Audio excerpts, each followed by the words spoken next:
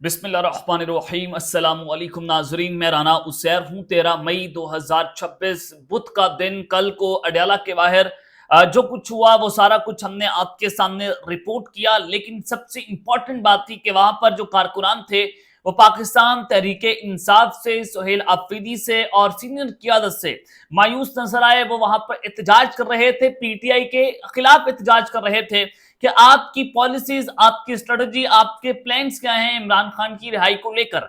लेकिन वहां पर जो क़यादत थी या सुहेल आफरीदी थे, उनके पास किसी भी किस्म का कोई जवाब नजर नहीं आ रहा था। अब आपको जो ब्रेकिंग न्यूज देना चाहता हूं कि अडयाला जो है वो एक मरतबा फिर से सेंटर ऑफ ग्रेविटी बन चुका है। और अडयाला में ताकतवर तरीन बैठक हुई है, बड़ों की अहम तरीन मुलाकातें हुई हैं और उस मुलाकात में तमाम गिले शिकवे दूर हुए हैं, तमाम गलत फहमियां दूर हो गई हैं। और क्या इमरान खान ने सुलह कर ली है?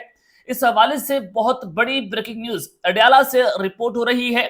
और ये जो मुलाकात है इसमें कौन कौन शरीक था और इसमें क्या जो है वो डिस्कशंस जो है वो की गई हैं, तमाम तर डिटेल्स और एक्सक्लूसिव खबर जो है वो आज आपके सामने मैं ब्रेक करने जा रहा हूं। आपने इस वीडियो को आखिर तक जरूर देखना है। और जिसके बाद राणा सनाउल्लाह वज़ीर आज़म के जो ये मशीर बराए सियासी अमूर हैं, वो जनाब टीवी पर बैठकर किस तरह से रो पड़े कि खुदा के लिए आप उस तरफ ना जाएं, आप हमारे पास आए, क्योंकि जिस दिन इमरान खान बाहर आ गया तो हमारा वो जो है वो जीना हराम कर देगा। तो राणा सनाउल्लाह साहब किस तरह से रो पड़े, वो खबरें भी आपके सामने आज के इस व्लॉग में शेयर करनी है। आगे बढ़ने से पहले आप सबसे मेरी दरख्वास्त होगी, आपने इस चैनल को लाजमी तौर पर सब्सक्राइब करना है, बेल आइकन को जरूर प्रेस करें, कमेंट सेक्शन में पाकिस्तान जिंदाबाद का नारा कमेंट करना मत भूलिएगा। नाज़रीन इकराम, सबसे पहले तो मैं आपको एक बड़ी खबर, मंशियात डीलर जो अनमोल उर्फ पिंकी हैं उनको कराची से गिरफ्तार किया गया। कैसे गिरफ्तार किया गया ये सारी डिटेल्स मैं आपको देने जा रहा हूं, लेकिन उनके बारे में एक कहानी मैं आपको बताना चाहता हूं। जो जंग अखबार की तहकीकाती खबरें हैं उसमें रिपोर्ट की गई है कि कोकेन डीलर अनमोल उर्फ पिंकी गिरफ्तारी से बचने के लिए कराची से फरार होकर लाहौर मुंतकिल हुई और शनाख्त छुपाकर उन्होंने अपनी उंगलियों पर तेजाब फेंका, उसको जला दिया, तेजधार आले से उन्हें नुकसान पहुंचाया, भाइयों से मिलकर कोकेन सप्लाई का नेटवर्क बनाया। यानी कि भाई भी इसमें इन्वॉल्व थे और फिर ये मॉडल बनना चाहती थी, कम उम्री में घर से निकल पड़ी, बड़ी बड़ी पार्टियों में जाना शुरू कर दिया। पहले वकील से शादी की, फिर पुलिस अफसर से शादी की। यानी कि जो उनके दूसरे शौहर हैं वो डीएसपी हैं पुलिस में, और उसी डीएसपी ने पहले इनको गिरफ्तार किया था। जिसने गिरफ्तार किया था उससे इन्होंने शादी कर ली।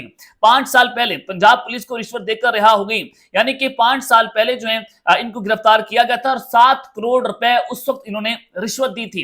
लाहौर में पुलिस एहलकारों पर अपनी गाड़ी चढ़ाकर फरार भी हो चुकी हैं। नशा आवर एशिया के बॉक्स पर अपने नाम की ब्रांडिंग भी करा रखी थी। मुलजिमा की कोकेन 25,000 फी ग्राम, गोल्ड नामी ब्रांड 40,000 रुपए फी ग्राम तक फरोख्त होता है।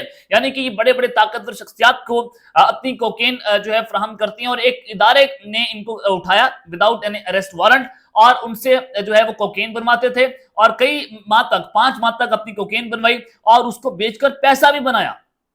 ये इतनी ताकतवर औरत है पिंकी, इनको आप जो है वो अंडर एस्टिमेट नहीं कर सकते। और दिस इज द रीजन कि ये बगैर जिस तरह से प्रोटोकॉल के साथ अदालत के अंदर पेश हुई, कोई हथकड़ियां इनको नहीं लगी हुई थी और पुलिस इनके आगे आगे नहीं, पुलिस इनके पीछे पीछे थी, जैसे वो इनके स्क्वाड का हिस्सा हैं। तो आप यहां से अंदाजा करें कि ये जो है वो किस तरह से अब इनको रिहा करवाया जाएगा। ये भी आपको मैं बताना चाहता हूं कि जो जनाब मंशियात डीलर हैं और पिंकी, उनके खिलाफ थाना गार्डन में दर्ज मुकदमे के मुताबिक मुखबर खास ने बताया कि बिलाल एयरकेड की तीसरी मंजिल पर मंशियात फरोश अनमोल मौजूद हैं। रात 2:15 पर फ्लैट पर जाकर दरवाजे पर दस्तक दी तो औरत ने दरवाजा खोला। दरियाफ्त करने पर अनमोल और पिंकी दुख्तर मुराद बख्श बतलाया। एफआईआर में पिंकी की गिरफ्तारी का जो पता दर्ज किया गया वो फ्लैट जो है वो 8 साल से वहां पर कोई और फैमिली रिहाइश पजीर है उसका जो है पता दर्ज कर दिया है। यानी कि जब असल वाकयात की मनगढ़ंत कहानियां आप अदालत के अंदर इस तरह से पेश करेंगे तो मुलजिमान को घंटा सजा होगी। तो आप अंदाजा करें ये फिर बयानियां बनाएंगे कि हमने तो गिरफ्तार कर लिया था, अदालत ने रिहा कर दिया। ये जानबूझकर अपना कमजोर जो है वो केस अदालत के सामने रखते हैं और फिर ये पैसे लेकर इस तरह के मुलजिमान को छोड़ देते हैं, क्योंकि इस तरह के लोगों के पीछे बड़ी बड़ी ताकतवर शख्सियात के हाथ हैं, हुकूमती शख्सियात के हाथ हैं, शोबिस इंडस्ट्री के जो लोग हैं वो इनके साथ कनेक्शंस के अंदर हैं। यानी कि बहुत बड़ा नेटवर्क है, इतना बड़ा नेटवर्क है। बात जराए ने तो हमें यहां तक बताया کہ انمول جو پنکی ہیں یہ تو وہاں پر کسی کے ساتھ کام کرتی ہیں. ایک بڑے ڈرگ ڈیلر کو بچانے کے لیے اس طرح کے چھوٹے ڈیلر کی جو ہے گرفتاری عمل میں لائی گئی ہے. یہ دیکھیں پھر اگر یہ چھوٹے ڈیلر ہیں تو پھر وہ جو بڑا ڈیلر ہوگا, بڑا صاحب ہوگا, وہ کتنا طاقتور ہوگا, آپ اس کا اندازہ خود لگا سکتے ہیں. خیر آگے بڑھتے ہیں خبروں کی جانب. جناب گلگت بلتستان میں الیکشنز ہونے جا رہے ہیں اور نون لیگ متحرک ہو گئی ہے, پی ٹی آئی متحرک ہوئی ہے, دیگر سیاسی جماعتیں جی بی میں الیکشن جیتنا چاہتی ہیں. تو آپ کو خبر میں یہ دینا چاہتا ہوں کہ گلگت بلتستان میں پاکستان تحریک انصاف کے امیدواروں نے جو گلگت بلتستان ڈیموکریٹک پارٹی ہے اس کے نشان پر کاغذات اپنے جمع کروائے. اب پی ٹی آئی کے پاس تو جو ہے وہ بلے کا نشان موجود نہیں ہے. جب انہوں نے دوسری پارٹی کے ساتھ اتحاد کر کے ان کے جماعت سے اپنی کاغذات جمع کروائے تو ان سے بھی جو ان کو پولو مین کا نشان تھا الیکشن کمیشن نے وہ بھی واپس لے لیا. آپ اندازہ کریں کہ ابھی تک پاکستان تحریک انصاف کو سیاسی میدان کے اندر جو ہے وہ کوئی سپیس نظر نہیں آ رہی. اگر ایسا ہی آپ نے کرنا ہے تو الیکشن کروانے کی جناب کیا ضرورت ہے, آپ الیکشن بھی نہ کروائیں, کسی کو بھی لا کر بٹھا دیں. یہ تو چیزیں نارملائز ہو گئی ہیں, اب تو اس پر پی ٹی آئی بھی بات نہیں کرے گی, اس پر تو اب عوام بات نہیں کرے گی, تو نارملائز ہوگی نا چیزیں. تو حکومت جو ہے وہ اپنا ہی گڑا میدان کے اندر دوڑا رہی ہے اور وہ اکیلے ہی فرسٹ آتی ہے اور پھر کہتے ہیں کہ جناب کیونکہ جماعت میں پڑھنے والا بچہ ہی ایک ہے تو وہ جماعت میں پڑھنے والا بچہ ہمیشہ سے فرسٹ آتا ہے, فرسٹ بھی وہ ہے اور آخر پر بھی وہی ہے, تو آپ اس کو کیسے کراس کر سکتے ہیں. آگے چلتے ہیں جناب. رات کے بڑی عام ترین ملاقات ہوئی ہے. پہلے زرداری صاحب جو ہیں انہوں نے شہباز شریف صاحب کو لائن حاضر کیا تھا اور ان کی ایوان صدر میں شہباز شریف سے اہم ملاقات ہوئی 28ویں ترمیم کو لے کر. اس وقت بڑی جو ہے وہ کوششیں شروع کر دی گئی ہیں, پیپلز پارٹی کو منایا جا رہا ہے, یہ خبر میں آپ کو دے چکا ہوں. اب کل رات کو ایک اور اہم ملاقات ہوئی ہے, پہلے یعنی کہ وزیر اعظم سے صدر کی ملاقات, اور اب جو وزیر خزانہ ہیں محمد اورنگزیب صاحب ان کی پیپلز پارٹی کی قیادت سے ملاقات ہوئی ہے. محمد اورنگزیب صاحب کو ایوان صدر بلایا گیا, وزیر خزانہ کو, آخر اس کی کیا وجہ؟